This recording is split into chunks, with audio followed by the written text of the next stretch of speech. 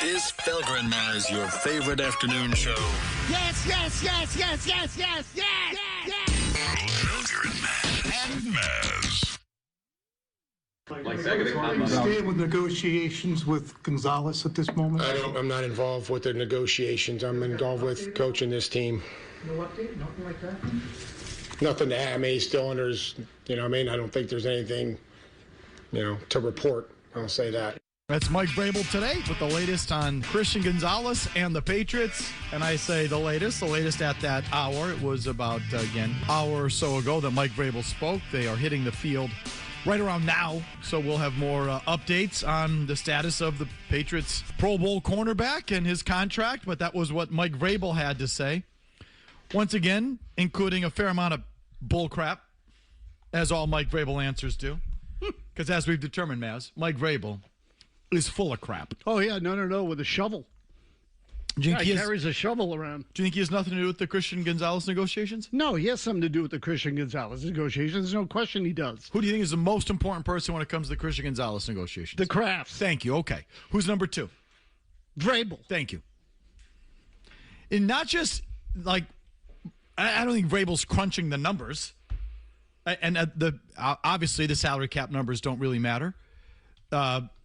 Is he crunching the payroll numbers? I mean, maybe he's having Elliott hit the buttons on the calculator.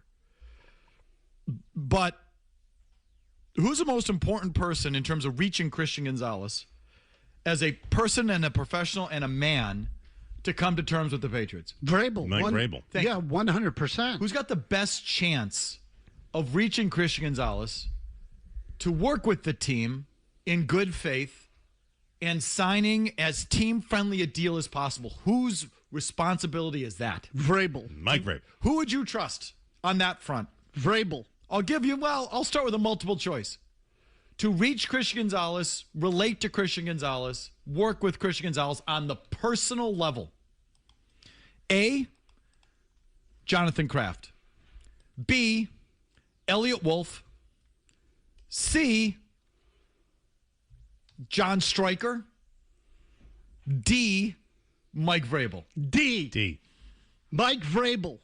With some consideration for C, but it's definitely D. It's D. It's entirely D.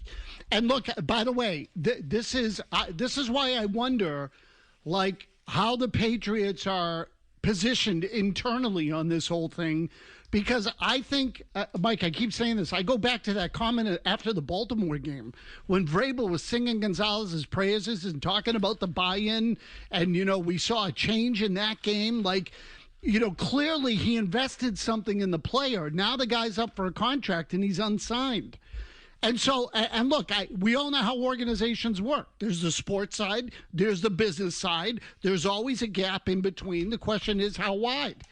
So this might be a big deal internally. It might not. I'm just telling you, though, that Vrabel wants the guy signed.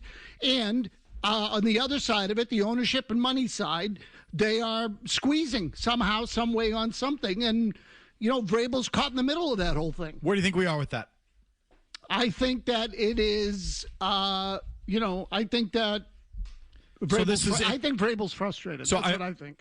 I'm sorry, Vinny, do that again, please. Just run that again. On the simulcast, if you're watching on NBC Sports Boston, this was a look within the last 30 minutes of Gonzalez walking out to the field. He's got his helmet in his hands. He's wearing, I think he's got his shells on. It's not full pad practice, obviously, but those sort of half shoulder pads that they wear, the shells they call them. I think he's got it. I can't quite tell on that. He's got a baseball hat on. But Vrabel sort of admitted there in that answer that he'll be working on a side field, not a full go, but he's there. And I know that there's been a smattering of reports or comments from some reporters that think this is a done deal. I mean, I think, was it Ian Rappaport who said last week that he expects it done by training camp? Yeah, it was him. The Christian Gonzalez extension. I was talking to Doug Kide of the Herald on TV last week. He's like, yeah.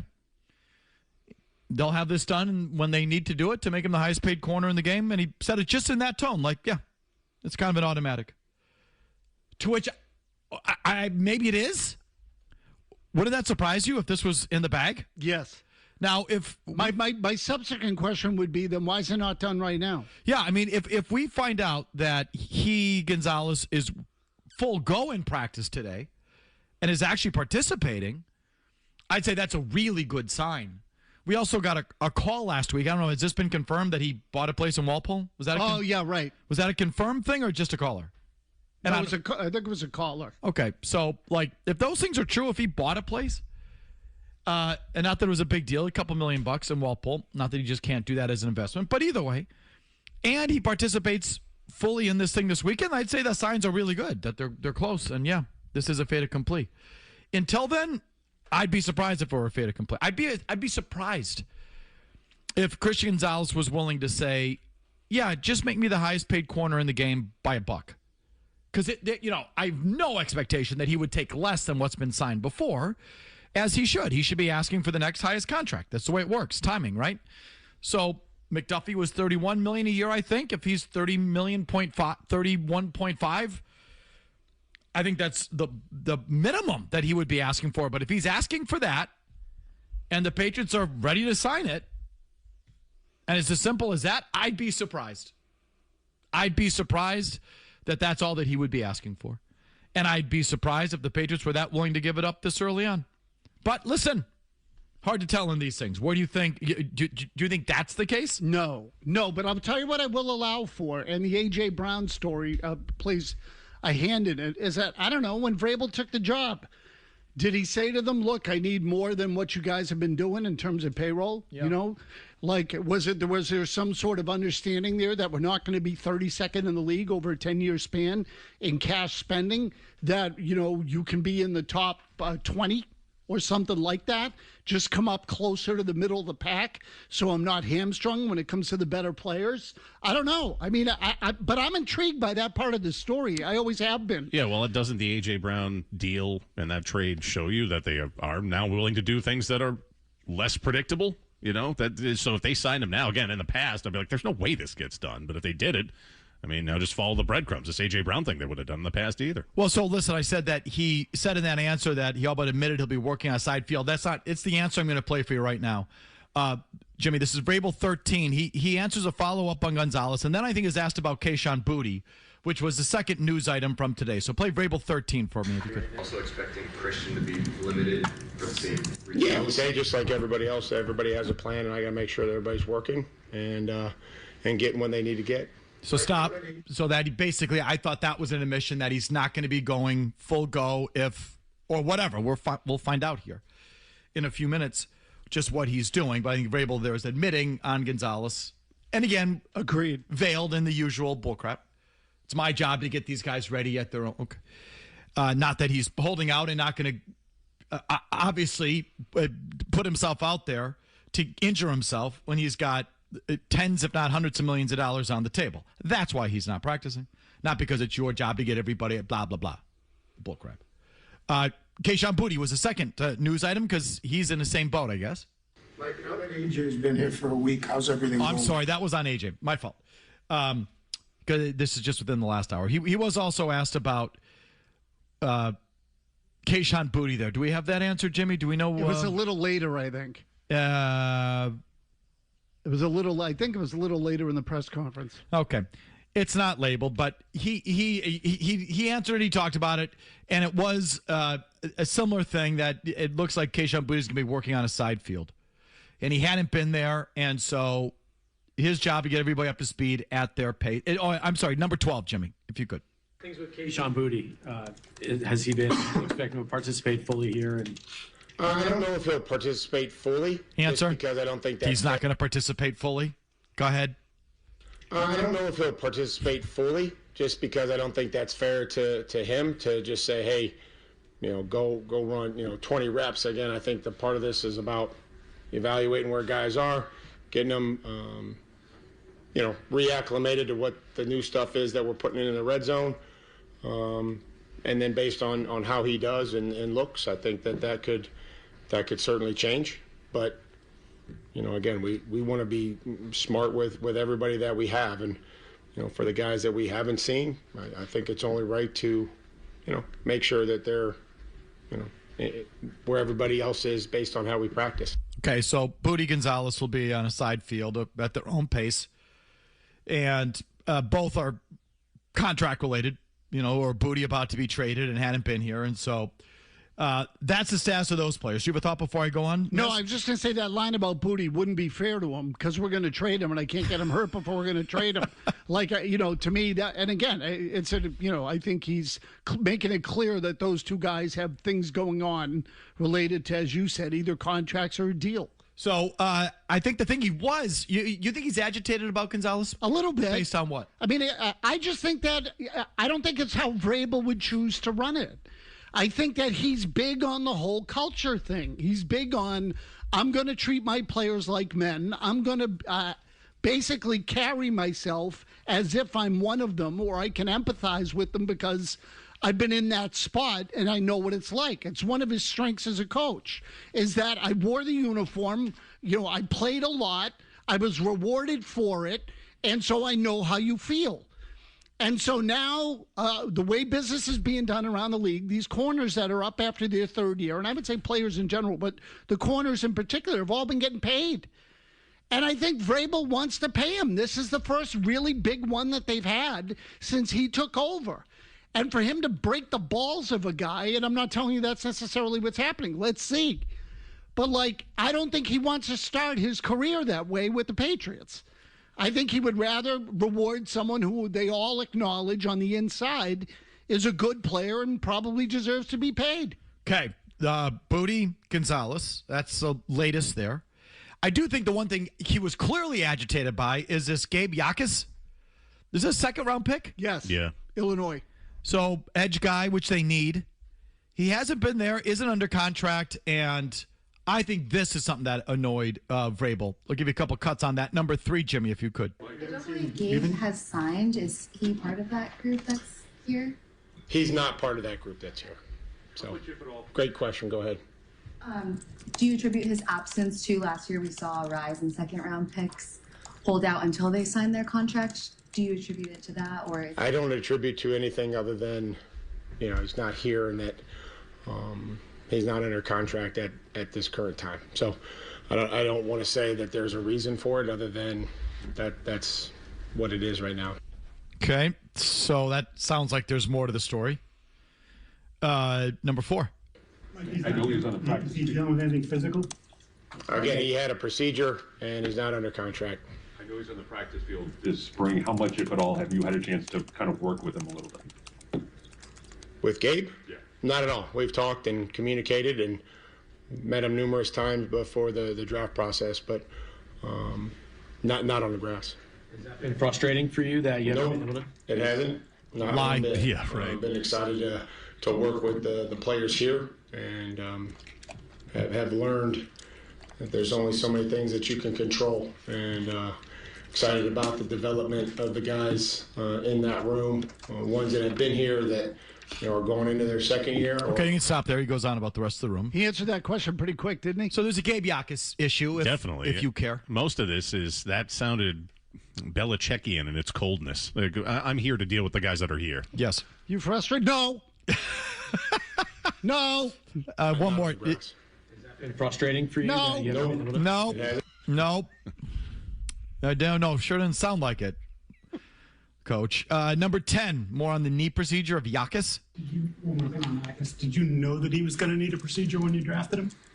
Again, he just had to have a procedure, and he's not under contract. So, we're excited about Gabe, the person that he is, the play style, his production in college, and all that. And so when that gets resolved, we'll have him in here and we'll coach him, and I'm sure we'll find a way for him to help our football team. Okay, if you care, Gabe Yakas issue. Yeah, he's irritated, definitely. The way he said that last answer especially is like, he's not under contract, had a procedure, and they clearly, my interpretation of that was that they didn't know. They didn't know there was an issue, and he had to have a procedure because the jackass didn't tell us about it. Well, but it was really what he wanted to give you for an answer. As the reporter said, there is a recent thing about second-round picks. I don't know if it's a union thing or a collective thing where they think second-rounders, it's time to bump up the value of second-rounders like they did first-rounders, so they've been slower to sign across the league, apparently. Travion Henderson was late to sign last year, and so is this Yakas thing part of that? Is the procedure a fan? Whatever. If you're worried about the second-round edge rusher, Gabe Yakis, there's the latest on that. You can call us on that or whatever you want. There's one other football item we'll get to, kind of football item. It turns out your owner is a big New York Knicks fan. We'll get to that with some calls or open lines at 617-779-0985. To you right after these words. Has that been frustrating for you that you haven't been able to? It hasn't. Now, more of Felger and Mazz on the Sports Hub. What are you looking for of your team, that you can rely on, that can tell you the foundation you built last year is solid enough and not risking rebuild? Well, I think that's probably not going to happen. I don't know if that happens during the spring. I think we can still focus on the things that we think are important for our identity and how we want to win football games and how we want to prepare. But really, a lot of that comes in training camp and being able to callous yourself through some of the rigors of the season. So as we continue to build that foundation and how we work and how we practice against each other is going to be something that's critical, and that's how you improve in training camp. That some of those battles that you have in training camp give you a lot of confidence, going into the season. More from Mike Vrabel here at minicamp, mandatory minicamp today down in Foxborough and for the next couple. One last little Patriots item. I think it's a Patriots item. It's either a Patriots item or an NBA Finals item. We'll put it here. Robert Kraft front row at Madison Square Garden last night. Hardest ticket in sports in decades. Complete, absolute hype fest down there in New York for Game 3 of the Finals. Thoughts on Robert Kraft being in the front row for the Knicks last night? Does that bug anybody? And I could just feel it. The answer is yes. It bugs me somehow because I'm neither a Celtics fan nor a Knicks fan. It bugs you? But there's something that bugs. So let's workshop this. What bugs? What bugs?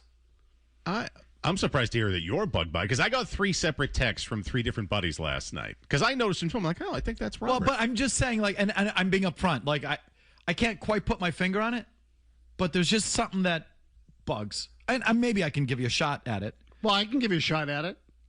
It's a who's who is what it is. He just wants to be in the group. Yeah, I just looked at it as simple as rich guys doing rich guy stuff. That's all. I guess. So he's either, but this is a guy that plays the fan card. Okay, so he's either a fake Knicks fan or he's a fake Celtics fan or he's just a fake star bleeper. Oh, I think it's the last thing. Yeah, I think he likes to be around the celebrities, and rich people, which he is. That's what I think it is. I think it's, it's a who's who, and how could you possibly miss it? So I'll admit, when I saw him, and again, the first I saw him was he's right next to LD, baby. Right, but they were coming back from a commercial or something. They just they just caught him on the screen for a second. If you weren't paying attention, you might have missed it. But I saw it and I went, "Oh, Kraft is there." I knew immediately. So I went, "Huh, interesting." And again, with the people that they have in that arena for that event, I went, "Well, that is just a, look at me hanging out with, Chalamet and whoever else." I mean, I don't remember. Ben Stiller, Larry David. All of them. They were all there. Everybody was there. So, but yeah, I noticed. Of course, I noticed. Absolutely. Does it bug? It didn't to me. I mean, my friends were apoplectic about Why? it. So why? Tell me why they're bugged. Because isn't he a C's fan? So I just gave thumbs up to 2 of them because I'm like, who cares? It's a rich guy doing rich guy stuff. It's the CNBC event in sports right now. Of course he's going to be there. He has a home in New York as well.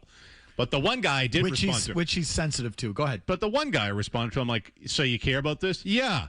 And I'm doing, the voice for effect via text. Yeah, he's at Celtics game. He should be supporting the C's. And to which I wrote back, I go, "Well, those losers aren't playing right now. You know what I mean, brother. He should be Boston. I'm just not entertaining this any further." But you know what? I started to. You have your head in your sand if you think all of these people support other rich people, and they, come on. But don't tell me he's not sensitive or conscious about it. Did you see him cheer once? I started to pay attention to this. Oh, I guess I didn't. Did he? I never saw him clap. I barely saw him get up. Larry David and the guy that he was with were standing up, and they were right next to Kraft. And there were a couple of times when the action was on the far end of the floor, Kraft would have had to have stood up himself or look around. He might have stood up maybe once that I was trying. So I started to notice this stuff. Is he cheering? Are you cheering for the Knicks? And I think he knows. I'm not going to cheer for the Knicks. He doesn't like people knowing that he's got a place in Manhattan. He doesn't want to be seen as cheering for the Knicks because he's supposed to be a Celtics fan or a Bostonian.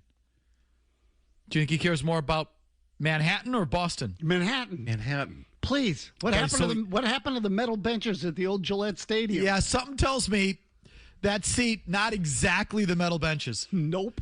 So it's like the whole thing, is just the charade of it. You know what? Like, again, someone can articulate it better than I can, but it does kind of just bug a little bit. Well, so to your point, I mean, he is a Boston guy, right? I mean, he, grew up here. He owns the team up here. So why does he have to be seen at a New York event? Because it's a big, fancy party in New York. I know, but all those other people Buddy Trump was there. I know, but all those other people, but he's a New York guy. Trump's a New York guy. So is Robert. He just doesn't like to let people know that. Yeah, but not originally he's not. So this is the fraud part of it that I don't like. It's like now because, he's become, I say become relative to what he was early in his life, a billionaire and is more of a national presence. And now I'm going to hang out in New York and hobnob with the New Yorkers because you can't miss an opportunity to get on that stage. I mean, again, if it were Cleveland, would we have gone to the NBA Finals? No. It's about the stage. It's about New York and Madison Square Garden, and I got to be seen. Now I have the chance, and I got to be seen. So I'm going to go. In fact, I would submit that even if he didn't have an apartment down there, he might have flown down for the game. I wouldn't rule that out. So then he would go to Cleveland. Well, no. If that's where everyone was going to be. No, I think because it's the size of the stage in New York. I think it's all about New York. That's what I think. So it kind of bugs. No, it does bug me a little. Yeah, it does bug. It just bugs. There's just a little bug in there. I'm not outraged by it. Nor am I. But bugged. Like for example, if we're just, would any of the other Boston owners do that? I don't think so. John Henry would. I don't know. Would he? Yeah. To go to a Knicks game? And put his feet on the floor? At a Knicks game? I've never seen. I mean, I'm sure I have seen him actually. At a Knicks game? No, at a Celtics game. Oh, yeah, I was going to say I haven't seen him floor side anywhere, but no, he's definitely been on the he's floor. been to Celtics games. Yeah. But I mean go to New York. No, I don't think he would do it. No, I don't either. Because he has kind of the sense of what am I supposed to do here? And then Robert was sort of betwixt. He couldn't cheer for the Knicks, and I don't think he did. I think he just kind of sat there. And it didn't want to show. I don't think he wanted the picture out there of him like, go New York, go New York, go. He doesn't want to do it. Even though his little inner Kraft, I think, wants to. Boy, that's a clash of accents right there. How do you do those two voices at the same time? New York, New York. That's a toughie. Couple calls. Scott and Canton. Bring us back to square one. Scott, what do you got? Two questions. Number one, why isn't Christian Gonzalez practicing? And number two, do you think the Patriots are going to re-sign the Christian Gonzalez's contract? One, he's not practicing because he doesn't have a contract, and he's up for tens, if not hundreds of millions of dollars. And two, do I think they will? I don't think it's the slam dunk that Rappaport or Doug Kyde, who we talked about last week. I that would surprise me. But like I said, I might be surprised. They might be a done deal. That would just surprise me. It would surprise me if at this stage Gonzalez was being reasonable, because I bet he's going to be unreasonable. Why wouldn't he be? You ask for the moon, and then you work your way back. So if at this stage if Gonzalez were being reasonable, that would surprise me. And it would surprise me that the Patriots signed him a second before they had to. I mean, just let me give you this real quick, because this is the side story that no one talks about. It's not the effing cap, and it is the real money, but it's not even that. It's beyond that. It's the timing of the real money. For example, if you guarantee money in a contract, even if the guarantee is not due now, if they guarantee him $40 million next year, if they guarantee him $60 million into the future of the contract, that $60 million has to go into an escrow account. The owners still have to come up with it. So whether Gonzalez is being paid that guaranteed money now, the owner has to come up with it now. And this is the way guaranteed money works in the NFL. It's archaic. It began from a time when maybe they worried about some owners being able to pay it. But so what happens now is, let's just say, for example, Mazz, they owe him $100 million guaranteed. whenever that actual check is due, the $100 million guarantee has to come out of Kraft's account and go into an escrow account. What's the money market right now? 4%? What does money earn on a guaranteed level? Okay, whatever that is, 3-4%.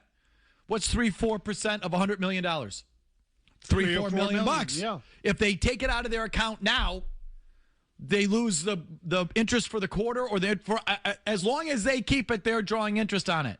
When it goes to that escrow account, they don't draw interest on it. And on these hundreds of millions of dollars, we're talking about millions of dollars just based on the timing of when you have to pay him.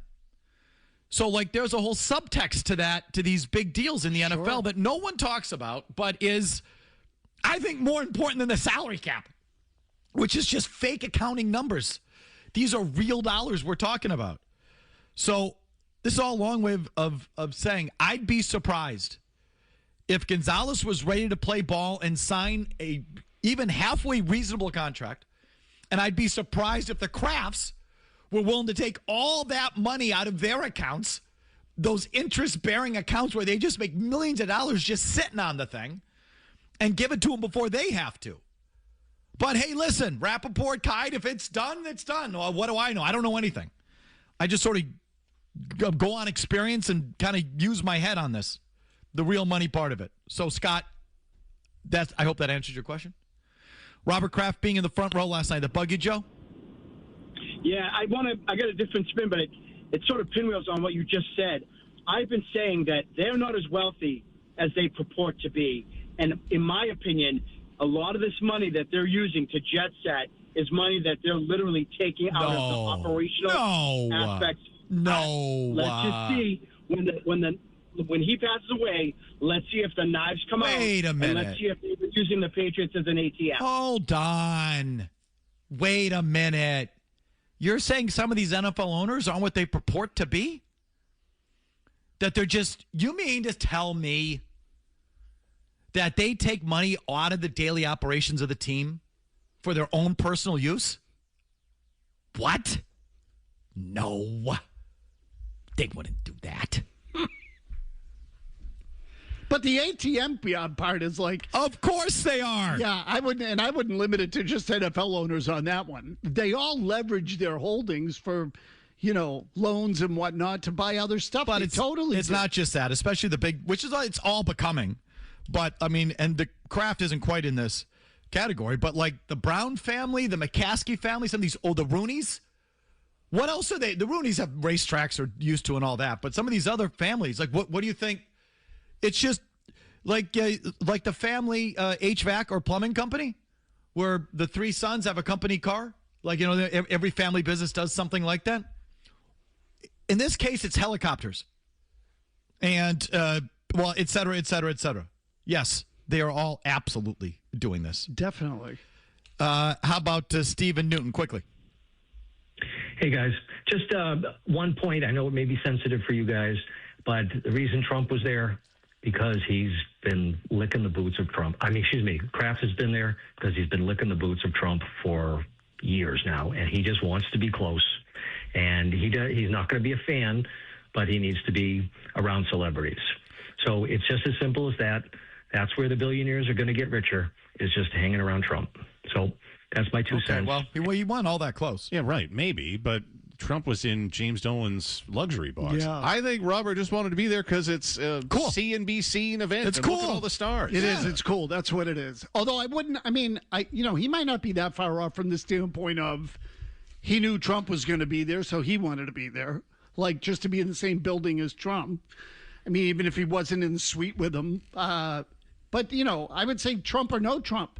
Well, there were a lot of famous people there. So why not? Why not me? Pick up more of this conversation on the other side after Big Jim Murray gets you updated. Boston's best sports talk. You can count on it. 2 plus 2 is 5. Me sento un po' pacchiato perché Roma Felger and Mazz. le usanze Back to your phones. Here's Jerry in the car with something for me. Go ahead, Jerry. So, Mike, the money in an escrow account earns interest. The question is, who gets the interest? And if the player's owed $100 million and there's $105 at the end of the escrow, then the club gets the 5 back and he gets the 100. It's not sitting there not earning interest. Oh, no, you're right. It's earning interest. I'm not sure where that money goes or how it goes, but it's a fair thing to bring up. I've thought of that, too. Yeah, that's the contract as to who gets the interest. That's always, it's the same way if you sell your house. Money's in escrow. Who gets the interest? Who does? I thought we split that. Didn't we split the escrow? I don't remember. But, Jerry, it's the right thing to bring up. Yeah. Wherever that escrow account, that should be drawing interest, too. All I know is it's an impediment to these owners. Definitely, yeah. And who knows?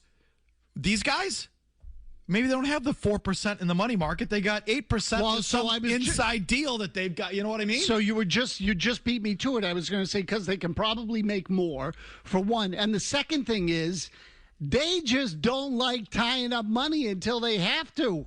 It's like it's. Do you think they like taking out of their stuff and giving it to you? Exactly, right, because then effectively they're paying something before they have to pay it, and they don't want to do that. So now, look, on some level, I suppose I can't blame them, but I would also say they hate doing it. I'm just reading because I saw the call on the call on the screener. I just wanted to bone up on it. Just story SB Nation just a month or two ago. Guaranteed money in the NFL comes with a catch. When an NFL team signs a player, it must place all guaranteed money, minus a deductible, into an escrow account until it is paid. The rule is a relic of the past. In the first several decades of its existence, the NFL was not a stable league. Teams folded all the time, and so the players built this in. Now I'm paraphrasing. But picking up the story, it says there is no longer any doubt that teams will be able to pay out a contract given to a player. Still, the escrow rule exists.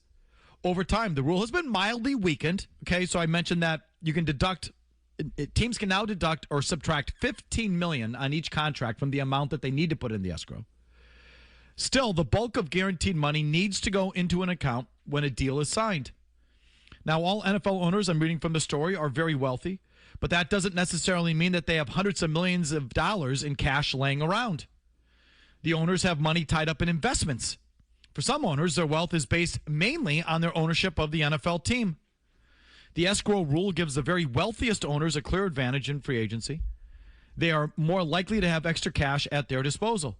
Yeah, so this is supposing that the owner even has $100 million in account. Correct. Let me tell you, that imbecile Mark Davis in Vegas does not have $100 million lying around in some account.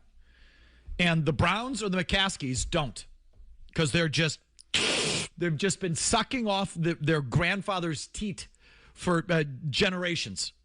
So they don't even have that. I mean, and I say they don't have it. They want to use it elsewhere. Exactly. So all I'm saying is I find this an interesting little NFL financial rabbit hole that I have gone down before in the past, and you hear me talk about all the time. This is all a long way of saying whether the escrow account is earning interest or not. If it's earning the same amount of interest the Krafts would have in their own private investments, I kind of doubt, but maybe. The fact of the matter is, no NFL owner wants to take $100 million out of their control and give it to someone else's control. Correct. They don't want to put their money to work for the player. They'd want to keep it to work for themselves. Hank in Hanover on last night at Madison Square Garden. Go ahead, Hank. Yeah, hi, guys. I don't know if you guys covered this or not because I just started listening, but the players are lining up. It's the national anthem. You like Trump, you don't, I don't care. You put your hand over your heart. You don't throw a ball in your hand. You don't look around. You pay tribute. Leave the U.S. if you don't like it, but pay tribute. If this isn't a presidential thing, this is the United States of America, the country. You make millions to play basketball. So give us a little honor. I'm out. Like move to Finland. I knew that was coming. I knew that was a long time Mazz, ago. No, it's so totally cool. No, I would have said it myself if you didn't say it. Yeah, look, again, they're allowed to do whatever the hell they want. Well, the players, how about the crowd? You see Trump during the national anthem? Yeah. They hooted him pretty good during the national anthem. I'm not offended by a player who's getting ready to play a big game holding a ball in his hands or bouncing it back from one hand to the other. I don't think he should be dribbling per se. I didn't notice him on the. Me neither. I wouldn't notice something Game like two, so it felt like the internet tried to make a thing out of Wembanyama having his arms crossed before the start of game 2 during the anthem. To which, I mean, if you're mad, fine, be mad. Everyone's mad about everything. But for me, I'm like, he's French. And it's not like he took a knee. And either way, like, who cares? Do what you want. I thought I saw guys last night sort of maybe saying prayers to themselves. They weren't singing, but they were like sort of chanting something to themselves.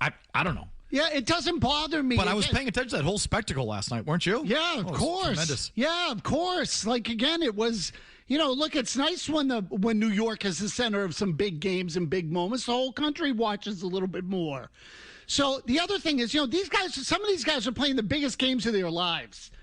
If they're a little antsy and like praying to themselves or bouncing a ball, flipping a ball between their hands or whatever, I got no issue with that. None. Sam the Eagle on line 1 there. It's not American. Sean in Salem. Go ahead, Sean. Yeah, Michael, as we know, the cap is crap, but there is a new rule in the league that over a 3-year cycle, teams are required to spend $575 million in cash out the door. That includes escrow accounts, right? Yes, sir. This is the last year of the cycle. Patriots surprisingly have reached that floor. So I'm sure the Kraft look at the Gonzalez situation and say, listen, if we can wait till next year, 100% of that money will go towards our next cycle. If we pay him this year, it doesn't count towards anything. Cycle or no cycle? Certainly cap or no cap. If you have $100 million that you control, you don't want to give it to someone else to control your $100 million. It's really that simple. So, and if you have to, you have to, but you don't do it before you deem that you have to. So if training camp starts July 25th, and it does, and the season starts September 9th, the Krafts are not going to sit there and go, well, we don't have to give up that $100 million to the escrow account until July. Let's do it in early June. No, they're going to earn their interest and control their money until they absolutely have to, not control it. So whether that's the 3-year rule, and certainly the salary cap is immaterial to this discussion. And those are also like I think sort of the bigger financial things that are going on behind the scenes with a lot of these big contracts, and they're probably going on here. Isn't it sad that like it comes down to that sort of, and look, again, I wouldn't want to give anybody my money unless I have to either, right? So I understand that part of it. But like, I don't know, there are certain cases where you say like, you're going to spend to the cap. Listen. So if you go $8 million over. How much are those floor side seats last night? Someone paid $1 million for a pair. So, I mean, listen, Christian's going to have to wait. There's some bouncy ball to watch.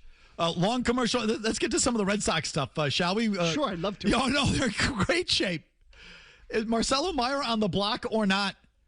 John Henry is calling around, or Werner, God help us, on behalf of the Red Sox. I can guarantee it's not him. We'll pick this up on the other side. Don't go anywhere. I want to get to the gossip first. Everything you said is right. Felger and Mazz, the Sports Hub. Whether it's Bayo or whether it's the organization, it feels like they're headed toward a crossroad at some point. There's clearly a lot of unrest. And I know from talking with folks with other teams, like there's a lot of unhappiness in that organization. Like a lot of people are not happy with the direction. They're not happy with what's gone on this year. I mean, you think about what they've done this year. They've had a team that can't score runs, a Red Sox team that doesn't score runs, which is so unusual. Generally speaking, besides, individual players, it's not a very interesting team to watch. And they fired one of the best managers. That's not a good combination. Buster Olney on his podcast yesterday to get us into some Red Sox stuff. Continue to teeter on the field and off. Is there a second part to that cut, Mazz, we should hear right now before we get going? Yeah, it's got more to do with the big picture under John Henry, but sure. Let's hear him, Jimmy. Do you think there is a problem coming from Red Sox ownership, or are the Red Sox a failed organization? They're definitely not a failed organization. Look, when John Henry, his ownership of this team passes, he's going to be remembered in history as being the owner of the Red Sox team that broke through and won the World Series in 2004. And then they went on to win 3 more championships, all the way through the 2018 season. However, with how they've been run in recent years, it absolutely is a failure, given the standard. And John Henry was responsible for that. The buck stops here, right? And it's amazing that we've had this same situation between the disconnect between the front office and between what they're trying to do on the staff. All the conversation now about Craig Breslow and does he communicate well with people in the organization? John Henry's responsible for that. He's the one who hired Craig Breslow. He's the one who hired Chaim Bloom before him. And we know that there wasn't a lot of a great connection between Chaim Bloom and Alex Cora. Okay, so more just on the culpability of John Henry, which I think everyone would agree with. I guess the most newsworthy item right now, Boston Globe this morning, overnight, source, Red Sox not considering firing Chief Baseball Officer Craig Breslow. Tim Healy writes, the Sox are not considering firing Chief Baseball Officer Craig Breslow, a team source said Monday night. Further, amid the team's underperformance and speculation that Breslow may be on the hot seat, the club's ownership hierarchy has not even discussed making a change, the source said. Haven't even discussed it, Mazz.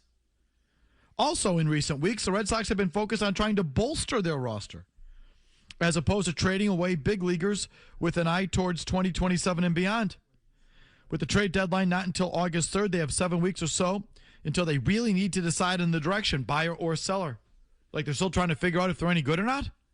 Is that for real? Your thoughts on this story, Mazz? Okay, so I think if I had to guess, I think they're a little divided on it in terms of Breslow. I'm not sure they know what they want to do yet. And we had McAdam on the Baseball Hour last week, Sean McAdam of Mass Live, and he said that he thinks it's not in play right now to fire Breslow, but by the end of the year, maybe. So, to me, that feels like how they would operate. Like, would we fire him right now? No, because we just fired the manager. So we'll wait and see where we are at the end of the year. But could they do it then? Maybe. And I think what the internal debate is around, this is what I was saying to you last week about, how many freaking heads of baseball are you going to fire? Theo left after 2011. It's been 15 years. You've gone through 4 guys already? So, how many guys you going to fire and then start all over again? So I think there is a division in there, if I had to guess about it. And you know what, Mike? Now that I think about it, when Theo Epstein did that interview with Carl Ravitch, and he said, no, I'm sorry. It was the Tim Healy story that said Epstein is disappointed that they've been so committed to analytics. I wonder if Theo Epstein has already expressed all of that and said to them, look, fix what you got. Don't just push the destruct button and all of a sudden start all over. So I'm starting to wonder whether there is a difference of opinion on the inside as to what to do going forward. That's what I think. Do you think that Globe story is a kiss of death or the real deal?